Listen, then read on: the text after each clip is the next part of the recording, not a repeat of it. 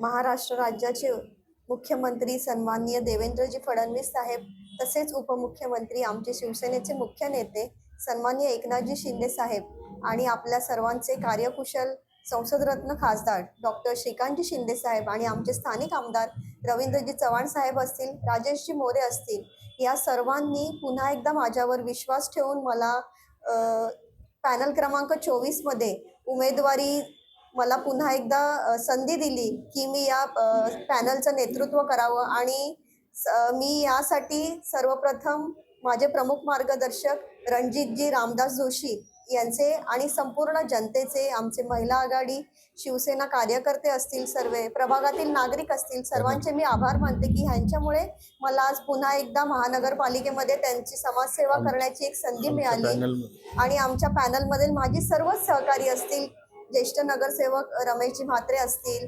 त्याच्यानंतर विश्वनाथजी राणे असतील, ज्योतिताई असतील, आमचा हा पूर्ण पॅनल जो आहे हा आम्ही महायुतीच्या पॅनलमध्ये आम्ही सर्व नागरिकांच्या समस्या जाणून घेऊन त्यांचे सर्व प्रश्न आम्ही सोडवण्याचा प्रयत्न करू आणि या प्रभागाचा पूर्ण पॅनलचा आम्ही सर्वांगीण विकास करू. त्यासाठी मी सर्व महायुतीच्या नेत्यांचे, सर्व नागरिकांचे, महिला बचत गटातील सर्व महिलांचे, आमच्या प्रभागातील नागरिकांचे धन्यवाद मानते. जय हिंद, जय महाराष्ट्र. मला काय सांगाल, आज विजय रॅली करताय आणि महायुतीमध्ये बिनविरोध निवडून आले? प्रथम तर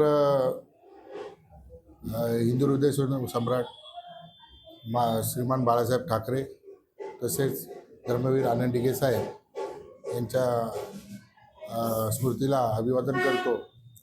तसेच आमचे राज्याचे मुख्यमंत्री व लोकप्रिय उपमुख्यमंत्री एकनाथजी शिंदे साहेब, आमचे कार्यसम्राट खासदार श्रीकांतजी शिंदे साहेब, तसेच स्थानिक आमदार ग्रामीण राजेशजी मोरे आणि आमच्या पॅनलमध्ये असणारे आमचे सहकारी ज्येष्ठ नगरसेवक रमेशजी म्हात्रे साहेब, तसेच विश्वनाथजी राणे साहेब, या सर्वांनी आणि तसेच माझे कार्यकर्ते आणि जनतेच्या आशीर्वादामुळे आज आम्हाला बिनविरोध ही जागा मिळालेली आहे.